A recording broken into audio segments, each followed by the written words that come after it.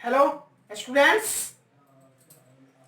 आज हम हिस्ट्री का चैप्टर 2 आगे कंटिन्यू करेंगे। रूसी क्रांति, रूसी साम्राज्य के बारे में देखते हैं। पहले सन 1914 में जार निकोलस द्वितीय का शासन था रूस पर। वहां पर जार खानदान का शासन काफी लंबे समय से चला आ रहा था। सन 1914 में जार निकोलस द्वितीय वहां का राजा बना था और वो वहां पर शासन कर रहा था, उसका शासन था। रूसी साम्राज्य का विस्तार कहां तक था ये देखते हैं। बहुत बहुत बड़ा साम्राज्य था रूसी साम्राज्य। उसका विस्तार मॉस्को के आसपास के जो क्षेत्र थे वो रूसी साम्राज्य में शामिल थे। उसके अलावा Finland, Latvia, Lithuania, Estonia, Poland, Ukraine, Belarus, मध्य एशियाई राज्य, जॉर्जिया, आर्मेनिया, अजरबैजान, ये सारे क्षेत्र, सारे इलाके रूसी साम्राज्य में शामिल थे। और रूसी साम्राज्य इसी तरह से प्रशांत महासागर तक फैला हुआ था। बहुत बड़ा रूसी साम्राज्य था और रूसी साम्राज्य पर जार निकोलस द्वितीय का उस समय शासन था। अब देखते हैं कि रूस का समाज कैसा था। रूस के समाज में ऑर्थोडॉक्स क्रिश्चियंस थे, कैथोलिक क्रिश्चियन थे, प्रोटेस्टेंट क्रिश्चियन थे, मुस्लिम थे और बौद्ध धर्म के मानने वाले लोग भी थे।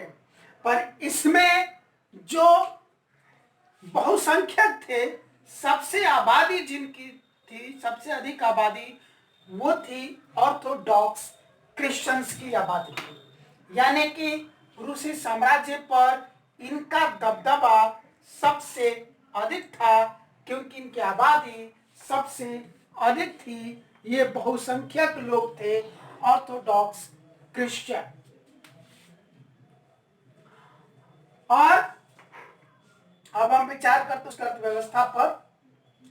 तो रूस की 85% या उससे जो अधिक जनता थी वो खेती पर निर्भर थी, खेती करती थी। यानी कि कृषि प्रधान अर्थव्यवस्था रूसी साम्राज्य की थी। और रूस में बहुत अधिक अनाज का उत्पादन होता था, इसलिए उस जमाने में यह दुनिया में अनाज का एक बड़ा निर्यातक साम्राज्य भी था। रूसी साम्राज्य में बहुत कम उद्योग थे, बहुत कम उद्योग थे, लेकिन जो भी उद्योग थे उनमें प्रमुख उद्योग स्थापित थे इन दो जगहों पर, दो शहरों में, सेंट पीटर्सबर्ग और मॉस्को। सेंट पीटर्सबर्ग और मॉस्को ये प्रमुख औद्योगिक इलाके थे। यहाँ पर कारीगरों की वर्कशॉप भी थी, बड़े बड़े कल कारखाने भी थे। और देश के अन्य हिस्सों में भी कारीगरों की वर्कशॉप और बड़े बड़े कल कारखाने थे, लेकिन वो कम थे। सबसे अधिक मात्रा में प्रमुख रूप से कारीगरों की वर्कशॉप और बड़े बड़े कल कारखाने सेंट पीटर्सबर्ग और मॉस्को में थे। उस समय रूसी साम्राज्य में रेल का नेटवर्क का विस्तार चल रहा था, रेलवे का पूरा विस्तार चल रहा था, उसका जाल बिछाया जा रहा था। जो भी उद्योग थे उनमें से अधिकांश उद्योग निजी उद्योग थे। जो कारीगरों की वर्कशॉप थी वो भी निजी अधिकांश था। जो छोटे छोटे कल कारखाने थे वो भी निजी, बड़े बड़े कल कारखाने थे वो भी निजी। यानी कि कुल मिलाकर के अधिकांश जो उद्योग थे, छोटे हों, बड़े हों, मध्यम स्तर के हों, कोई भी हो, वो ज्यादातर निजी ही थे। अब मजदूरों के हालात पर विचार करते हैं तो रूसी साम्राज्य में मजदूरों के हालात ठीक नहीं थे। मजदूरों को बहुत ही कम मजदूरी या बहुत ही कम वेतन मिलता था और उनसे 10 से 15 घंटे का प्रतिदिन काम लिया जाता था। बहुत कम ही ऐसे मौके होते थे और बहुत कम ही ऐसे जगह होते थे जहां मात्र 10 घंटे काम करवा कर उनको छोड़ दिया जाता था, पर अधिकांश जगहों पर 12 घंटे, 14 घंटे, 15-15 घंटे तक मजदूरों से काम लिया जाता था। चाहे वो कारीगरों की वर्कशॉप हो या छोटे कल कारखाने हो, मध्यम कल कारखाने हो या बड़े बड़े कल कारखाने हो, छोटे उद्योग से लेकर के मध्यम उद्योग और मध्यम उद्योग से लेकर के बड़े उद्योग तक हर जगह मजदूरों के हालात ऐसे ही थे कि उनसे कम से कम 10 घंटे और अधिक से अधिक 15 घंटे तक, 10 से 15 घंटे तक, 10 घंटे, 11 घंटे, 12 घंटे, 13 घंटे, 14 घंटे और 15-15 घंटे तक उनसे काम लिया जाता था, जबकि मजदूरी उनको या वेतन बहुत ही कम मिलते थे। मजदूरों की आबादी में करीब 31% आबादी महिलाओं की थी, औरतों की थी, पर उन औरतों को पुरुषों से बहुत ही कम मजदूरी मिलती थी। आधा या अधिक से अधिक 3/4 तक मजदूरी या वेतन उनको मिलता था औरतों को। रूसी साम्राज्य में जो बड़ी बड़ी संपत्तियां थी, विशाल जो संपत्तियां थी, उन पर अधिकार आम जनता का न होकर बल्कि सामंतों, राजशाही और चर्चों का था। उनका कब्जा था, सामंतों का, राजशाही का और चर्चों का, खासकर इनका ऑर्थोडॉक्स चर्च का कब्जा उसके ऊपर जमा हुआ था। और उस समाज में राजनीतिक पार्टी बनाना गैर कानूनी था और सरकारी आतंक बहुत बहुत अधिक था। तो ये रूसी साम्राज्य की स्थिति थी। अब इसके बाद हम लोग चर्चा करते हैं कि रूस में समाजवाद कैसे आया और उसकी पूरी कहानी अब हम देखते हैं। अब हम देखते हैं रूस में समाजवाद। 1898 में मार्क्सवादी विचारधारा, कार्ल मार्क्स के बारे में आपको मैंने पढ़ाया था और उनकी किताब दास कैपिटल के बारे में भी आपको बताया था। उन्हीं कार्ल मार्क्स के विचारों पर आधारित काम करने वाले लोगों को मार्क्सवादी कहते हैं। तो मार्क्सवादी विचारधारा रखने वाले लोगों ने 1898 ईस्वी में क्या किया? Russian social democratic workers party का गठन किया। एक राजनीतिक पार्टी उन्होंने बनाई। मार्क्सवादी विचारधारा के लोगों ने, और उस राजनीतिक पार्टी का नाम रखा गया Russian social democratic workers party. Russian, रूसी, सोशल, सामाजिक, डेमोक्रेटिक, लोकतांत्रिक, वर्कर्स, मजदूरों की पार्टी, यानी कि रूसी सामाजिक गणतांत्रिक मजदूर दल। तो ये नाम से Russian social democratic workers party के नाम से उन्होंने एक राजनीतिक पार्टी बनाई, राजनीतिक दल बनाया। फिर उन्होंने एक अखबार निकालना शुरू किया और उस अखबार के माध्यम से उन्होंने मजदूरों को संगठित किया। हालांकि अभी थोड़ी देर पहले मैंने आपको बताया कि वहां पर जारशाही में जार के शासन के समय, जो कि एक पूर्णतः राजतंत्र था वो, तो उस राजतंत्र में किसी भी तरह के संगठन या राजनीतिक पार्टी बनाने पर प्रतिबंध था।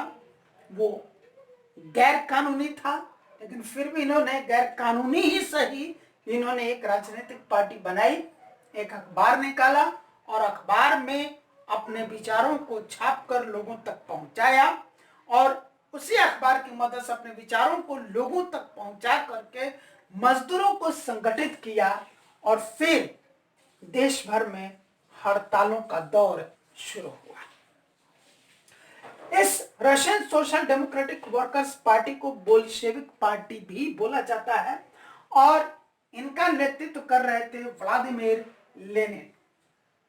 व्लादिमीर लेनिन का कहना था कि ये जो पार्टी है ये मजदूरों की पार्टी होनी चाहिए, किसानों की पार्टी नहीं हो सकती क्योंकि किसान संगठित नहीं है। बहुत सारे ऐसे किसान हैं जो राजशाही के लिए काम करते हैं, बहुत सारे ऐसे किसान हैं जो सामंत और चर्च के लिए काम करते हैं, बड़े बड़े अमीरों के लिए काम करते हैं। कुछ किसान ऐसे हैं जो खुद बड़े बड़े जमींदार हैं और अपने खेतों में दूसरे मजदूरों से, खेतिहर मजदूरों से काम करवाते हैं। और ये चूंकि इस तरह से काम करते हैं तो आपस में संगठित नहीं रहते और इनको संगठित करना मुश्किल काम है। ये शायद संगठित अच्छी तरह से नहीं हो पाए और एक क्रांति नहीं कर पाए, रूस में कोई बड़ा बदलाव लेकर के आने में अपनी बड़ी भूमिका नहीं निभा पाए।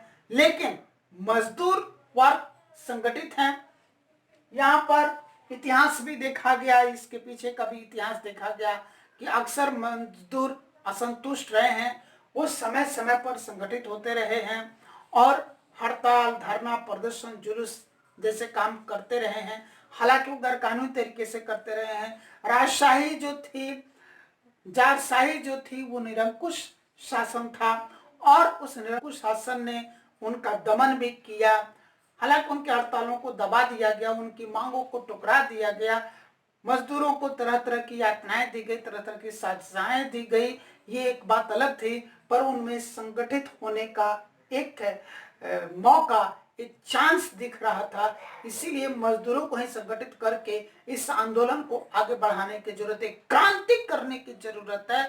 जिस तरह की क्रांति का सुझाव दास कैपिटल में मार्क्स ने दिया था, कार्ल मार्क्स ने दिया था, और तभी यहाँ पर हम लोग समाजवाद की स्थापना कर सकते हैं। ऐसी उनकी सोच थी।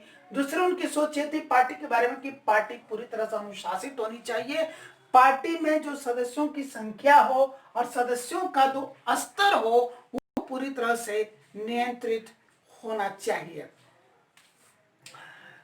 फिर आगे चल करके करीब 2 साल के अंतराल पर सन 1900 में एक और राजनीतिक दल का वहां पर गठन किया गया। ये लोग भी समाजवादी सोच वाले ही थे। उन्होंने मिल करके ये एक राजनीतिक पार्टी बनाई, सोशलिस्ट रिवोल्यूशनरी पार्टी। सोशलिस्ट, सामाजिक, रिवोल्यूशनरी, क्रांतिकारी पार्टी दल, यानी कि सामाजिक क्रांतिकारी दल इन्होंने बनाया, सोशलिस्ट रिवोल्यूशनरी पार्टी बनाया। और इनका फोकस था किसानों के ऊपर। इनका कहना था कि किसान, चूंकि इस देश में सबसे ज्यादा आबादी, सबसे अधिक जो बहुसंख्यक लोग हैं वो किसान हैं, खेती करते हैं, उनकी रोजी रोटी का वो साधन है, वो अनाज का उत्पादन सर्वाधिक करते हैं। और रूसी साम्राज्य एक बड़ा सा निर्यातक देश भी है, निर्यातक साम्राज्य भी है अनाज के मामले में। और ये किसान एक दूसरे की मदद भी करते रहे हैं और यह भी कई मायनों में संगठित होते रहे हैं। इसलिए किसानों को लेकर के एक पार्टी इन्होंने बनाई और इनका जो केंद्र बिंदु था किसान था, जबकि इनका जो केंद्र बिंदु थे वो मजदूर थे और इनके केंद्र बिंदु किसान थे। तो इस रेवोल्यूशनरी पार्टी ने किसानों के अधिकारों के लिए संघर्ष करना शुरू किया। इनकी मांग थी कि सामंतों के कब्जे वाली जो जमीन है वो किसानों को सौंप दी जाए, किसानों में बांट दी जाए। इसको मेंशेविक पार्टी के नाम से भी जानते हैं। और इस मेंशेविक पार्टी का भी कहना था कि सभी को सदस्यता मिलनी चाहिए। दोनों पार्टियों में अगर अंतर देखें तो एक का सबसे पहले गठन होता है 1898 में, दूसरे का गठन 1900 में होता है। और एक का केंद्र बिंदु मजदूर है, वो मजदूरों को लेकर के उनके संघ के माध्यम से पार्टी चलाना चाहते हैं। दूसरा जो है इनका जो केंद्र बिंदु है वो किसान है, वो किसानों को लेकर के ये पार्टी बना करके और आगे मांग करना चाहते हैं। तीसरा जो अंतर है इस पार्टी का वो ये है कि ये चाहते हैं कि पार्टी अनुशासित हो, सदस्यों की संख्या और स्तर नियंत्रित हो। ये चाहते हैं कि नहीं, सभी लोगों को सदस्यता पार्टी में मिलनी चाहिए, किसी पर कोई नियंत्रण नहीं होना चाहिए। यहां पर इनकी जो मांगे थी वो सब समाज के सभी तबके के लोगों के लिए थी, पर केंद्र चूंकि मजदूर थे इसलिए मजदूरों के हालात के सुधार पर ज्यादा विशेष ध्यान दिया गया। यहाँ भी था कि पूरे समाज को सुधारने की बात ये भी कह रहे थे, सबके लिए क्रांति करनी थी, पर सबसे ज्यादा जोर इनका किसानों के लिए था और किसानों के लिए ही लोग सबसे अधिक संघर्षरत थे और उन्हीं के लिए मांग कर रहे थे कि सामंतों के कब्जे वाली जमीन किसानों में बांट दी जानी चाहिए। तो ये इन दोनों में अंतर था। फिर समानता क्या थी? समाजवादी यह भी थे, समाजवादी यह भी थे, समाजवादी यह भी लाना चाहते थे, समाजवादी भी लाना चाहते थे। बस दोनों के रास्ते अलग थे, विचारधाराओं में थोड़ा सा मतभेद था। इसके जल्द ही बाद एक ऐसा माहौल क्रिएट हो गया, एक ऐसी परिस्थिति रूसी साम्राज्य में पैदा हो गई जिसने क्रांति को हवा दे दी। वो परिस्थिति थी सन 1904 में कि मूल्य वृद्धि हो गई।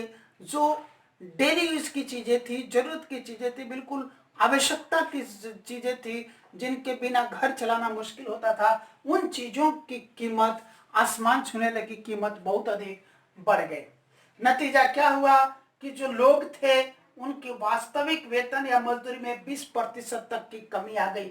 यहाँ पर वास्तविक वेतन या मजदूरी से अर्थ है कि जो वेतन या मजदूरी उनको मिलती थी, ऐसा नहीं कि पहले 100 रुपये अगर मजदूरी मिलती थी तो घट कर 80 रुपये हो गई, नहीं, मजदूरी पहले जितनी मिलती थी उतनी अभी मिल रही है। वेतन जितना पहले मिलता था अभी भी उतना ही मिल रहा है, लेकिन वो जो पैसा हाथ में आता था उसकी क्रय शक्ति घट गई, खरीदने की शक्ति 20% तक घट गई।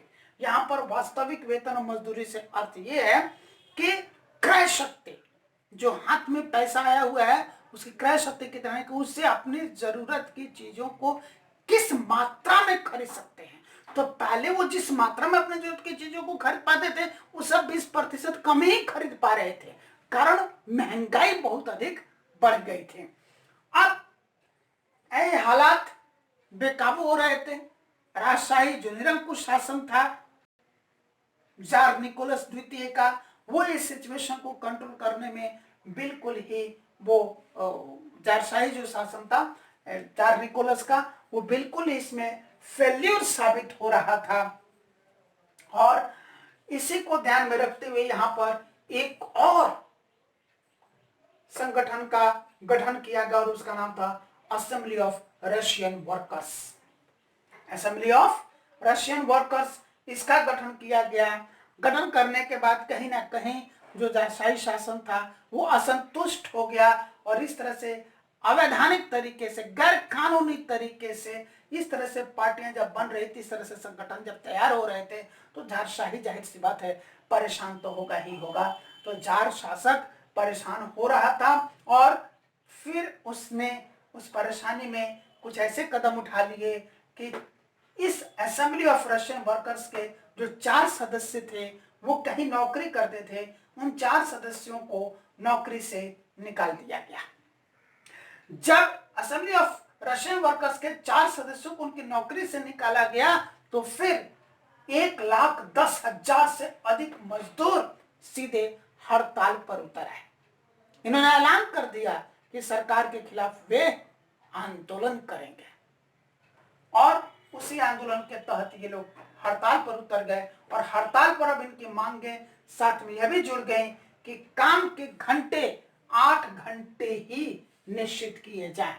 जो 10 से 15 घंटे काम करवाया जाता है उसको घटा करके अधिकतम 8 घंटे काम की अवधि को रखा जाए, यानी कि कहीं भी किसी भी मजदूर से, कारीगर से 8 घंटे से अधिक काम रोज नहीं लिया जाए। और साथ में वेतन वृद्धि की मांग की गई, क्योंकि महंगाई बढ़ चुकी है, क्रय शक्ति घट गई है, तो इसलिए एक ही उपाय है कि वेतन में वृद्धि की जाए, कार्य स्थिति में सुधार किया जाए। उनका जो कार्यस्थल है मजदूरों का, कारीगरों का, जिस जगह पर वो काम करते हैं उनकी स्थिति में सुधार किया जाए, हालात में सुधार किया जाए, ताकि वहां पर उनको अपने कार्यस्थल पर, अपने वर्क प्लेस पर किसी तरह की असुविधा का अनुभव नहीं हो। ये सारे किए गए। अब इसी सिलसिले में इन मजदूरों का एक जुलूस निकला और जब उनका जुलूस विंटर पैलेस के सामने से गुजरा, विंटर पैलेस बोलते हैं जार शासक के राजमहल को।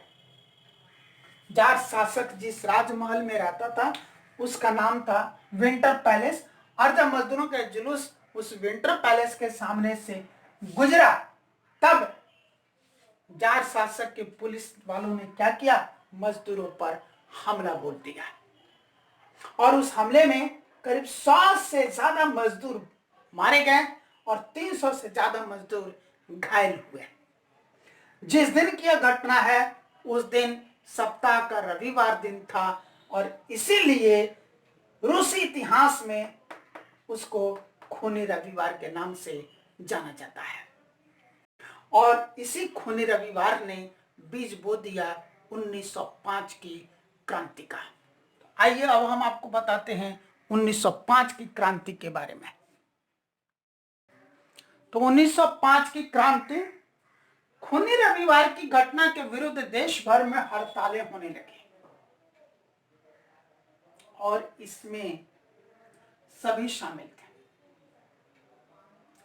मजदूरों पर आधारित जो पार्टी बनी थी वो भी, किसानों को केंद्रित करके जो पार्टी बनी थी वो भी, और जो लोग किसी भी पार्टी के सदस्य नहीं थे, किसी भी पार्टी से अपनी सहमति नहीं रखते थे, वे लोग भी सब शामिल हुए।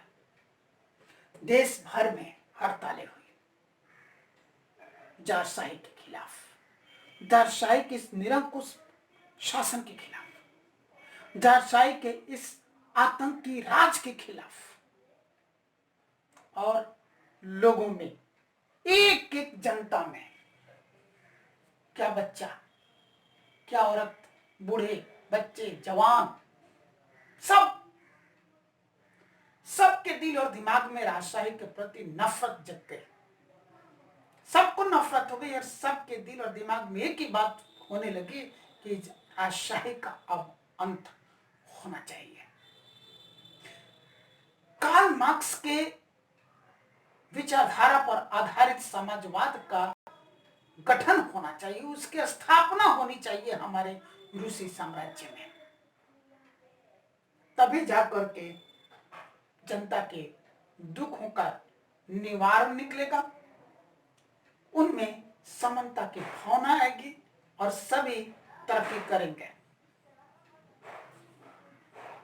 इसलिए उसमें सभी के सभी शामिल हैं। सबसे ज्यादा उसमें शामिल होने के लिए अब आगे आने लगे विद्यार्थी। दुनिया की शायद ही कोई क्रांति होती है जो विद्यार्थियों के बिना संभव होती हो या सफल होती हो। हमारे देश का आजादी में भी विद्यार्थियों का बहुत बड़ा योगदान था। यहां भी विद्यार्थियों का बहुत बड़ा योगदान रहा।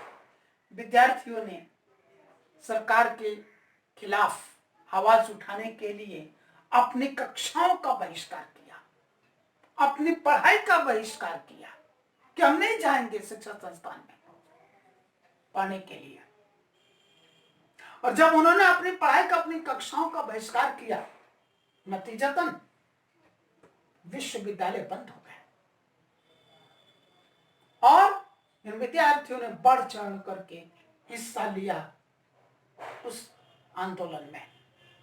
सन 1905 में ये सारी घटनाएं घट रही है।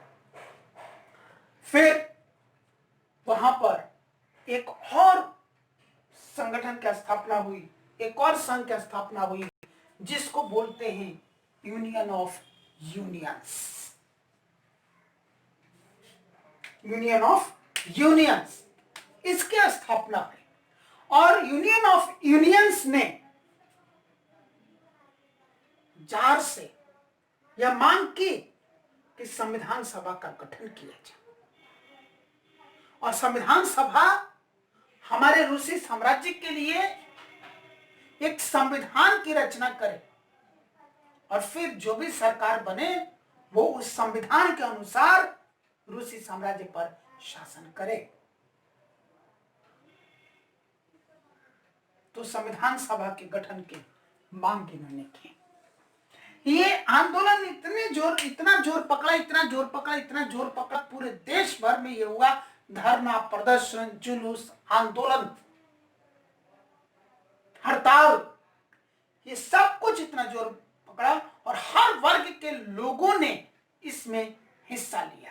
हालांकि जार ने अपना पूरा दम लगाया, वहां के शासक ने, रूसी साम्राज्य के शासक ने, जार ने, निरंकुश शासन ने अपना पूरा का पूरा दम लगाया इस आंदोलनों को, इन हड़तालों को, धरनों को, प्रदर्शनों को रोकने के लिए, उनको दबाने के लिए और पूर्व स्थिति पैदा करने के लिए, लेकिन वो सफल नहीं हो सका। आखिरकार उसने हार मानी, जार को झुकना पड़ा और फिर उसने संसद, जिसको कि रूसी भाषा में ड्यूमा भी कहते हैं, जिसको हम संसद कहते हैं, उसी को रूसी भाषा में ड्यूमा कहते हैं, तो संसद या ड्यूमा के गठन पर उसने अपनी सहमति दी, राजी हो गया। और फिर वहां पर रूसी साम्राज्य में संविधान सभा बनी, संविधान सभा का गठन हुआ, संविधान सभा अपना संविधान बनाने लगी और उसी के दिशा निर्देश के अनुसार संसद, यानी कि जिसको रूसी भाषा में ड्यूमा कहते हैं, ड्यूमा का गठन किया गया।